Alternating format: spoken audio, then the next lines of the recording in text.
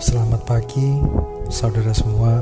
Kita bertemu kembali di Sapaan dan Renungan Pagi GKI Salatiga pada hari ini, Selasa 17 Januari 2023. Sebelum saya menyapa saudara semua dan mengajak untuk sedikit merenung, mari kita awali dengan doa.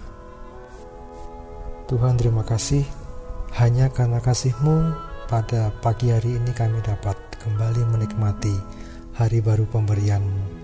Terima kasih untuk istirahat yang telah Kau berikan semalam, sehingga pada pagi hari ini kami dapat bangun dengan keadaan segar dan siap untuk menjalankan tugas-tugas kami. Tuhan, kami akan memulai hari yang baru ini dengan membaca sebuah refleksi singkat. Kiranya Tuhan pimpin kami, buka pikiran dan hati kami, supaya kami dapat mengambil pelajaran dari refleksi tersebut, sehingga kami dapat menjalani hari ini dengan penuh semangat untuk menjalani tugas-tugas kami pada hari ini. Terima kasih Tuhan. Amin. Refleksi pada hari ini saya bacakan dari buku karya Andar Ismail yang berjudul Selamat Berjuang. Dari buku tersebut saya akan membacakan bacaan yang berjudul Depresi. Dan berikut refleksi tersebut. Aku sendiri tidak tahu apa sebabnya aku sedih. Tetapi sudah beberapa minggu ini aku sering sedih. Malam susah tidur, siang susah konsentrasi, sepanjang hari lesu, olahraga moh, kerja moh, apapun moh. Aku kehilangan minat, juga hilang semangat. Persoalan kecil saja membuat aku bingung dan kewalahan. Sudah beberapa minggu ini perasaanku kacau. Apa penyebabnya? Aku sendiri tidak tahu. Demikian keluhannya. Sebenarnya semua gejala itu wajar dan bisa terjadi pada setiap orang, asalkan itu berlangsung hanya dalam beberapa hari. Namun, jika terjadi berkepanjangan selama beberapa minggu atau bulan, apalagi beberapa tahun, maka itu merupakan gejala depresi. Secara sederhana, depresi adalah penumpukan beban perasaan yang terlalu berat sehingga membuat jiwa tertekan dan terpuruk. Dalam keadaan yang lebih berat, gejalanya lebih banyak. Misalnya, merasa putus asa, merasa diri bersalah, merasa diri tidak berguna. Bisa juga lebih berat lagi, misalnya kecenderungan mencederai diri sendiri atau mencederai orang lain, bahkan berulang kali mempunyai pikiran untuk bunuh diri. Apa sebetulnya penyebab depresi? Sama seperti gejalanya yang berbeda jenis dan jumlah dari orang ke orang, demikian juga penyebabnya sangat bervariasi. Mungkin disebabkan oleh emosi masa lalu yang belum teratasi atau terolah, misalnya kedukaan, rasa kehilangan, amarah, kecewa, atau dendam. Mungkin karena merasa diperlakukan tidak adil di masa lalu. Mungkin karena kenangan buruk.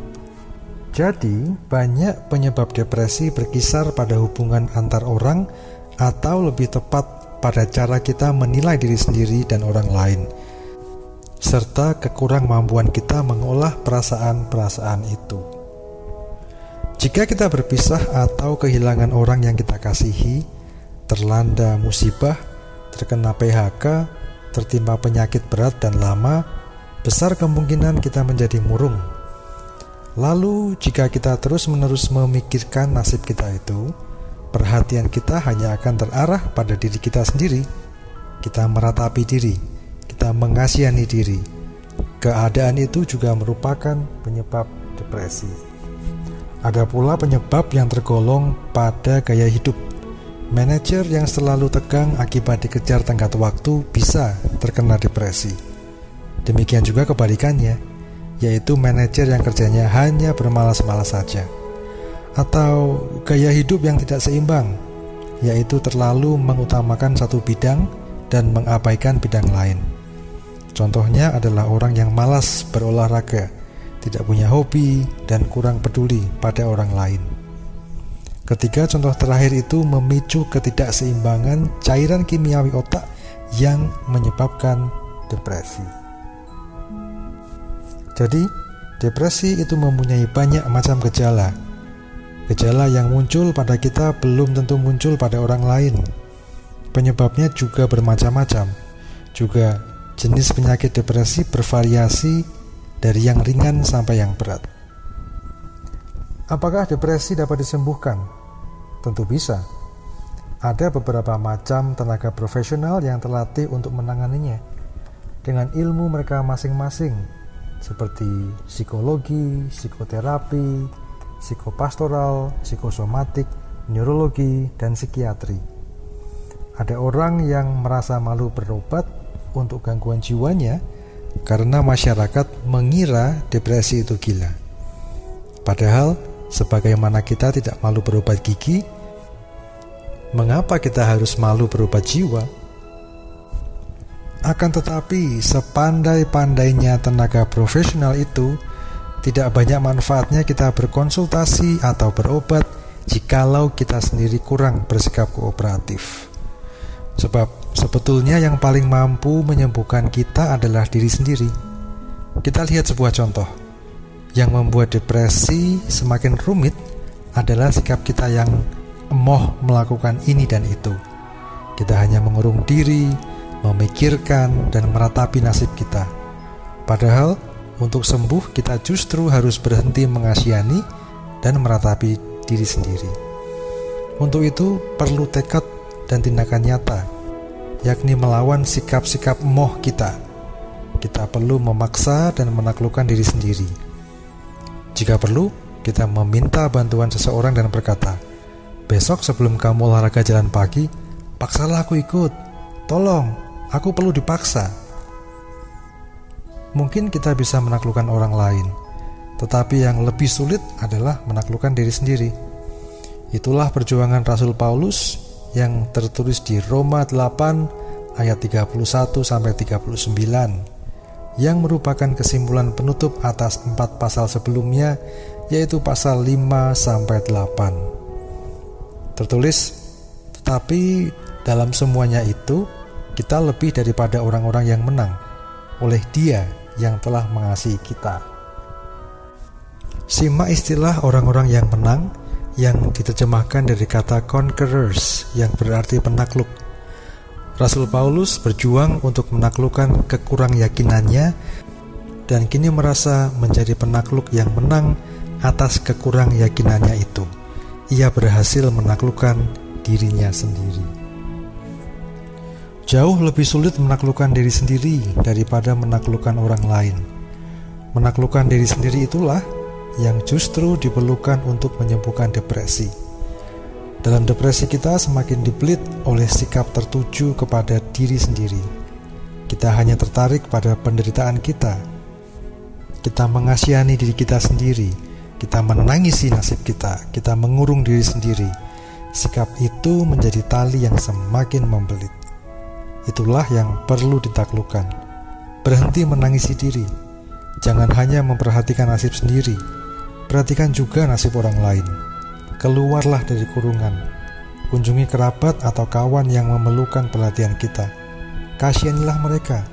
Lakukan sesuatu yang berguna untuk seseorang. Buatlah orang itu jadi gembira. Dengan berbuat begitu, kita mulai melepaskan tali yang membelit kita.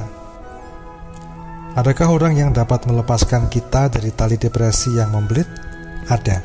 Dan orang itu hanya satu, yaitu diri kita sendiri. Apakah Tuhan tidak mau menolong? Mau.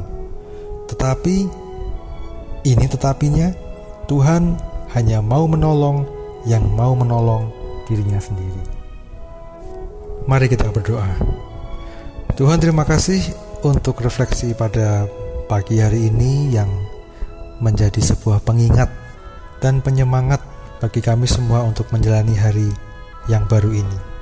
Kiranya Tuhan pimpin kami dalam menjalani hari yang baru ini dengan segala pengalamannya yang akan kami terima, baik dalam studi kami, dalam pekerjaan kami, maupun dalam kehidupan bersosial kami. Untuk semua yang akan kami alami pada hari ini Tuhan, kiranya Engkau berikan kami kekuatan, sehingga jika ada hal-hal yang memaksa kami untuk sejenak keluar dari zona nyaman kami, Kami tidak dengan mudahnya menyerah dan menjadi depresi, tapi mampu melihatnya sebagai cara-Mu yang ajaib untuk membentuk kami menjadi pribadi yang lebih kuat. Tolong juga bantu kami semua agar kami dapat menjadi orang yang lebih peduli pada orang-orang di sekeliling kami, sehingga kami dapat membawa kebahagiaan bagi mereka. Tuhan, terima kasih untuk hari yang baru ini. Kami siap untuk menjalaninya. Terima kasih Tuhan. Amin.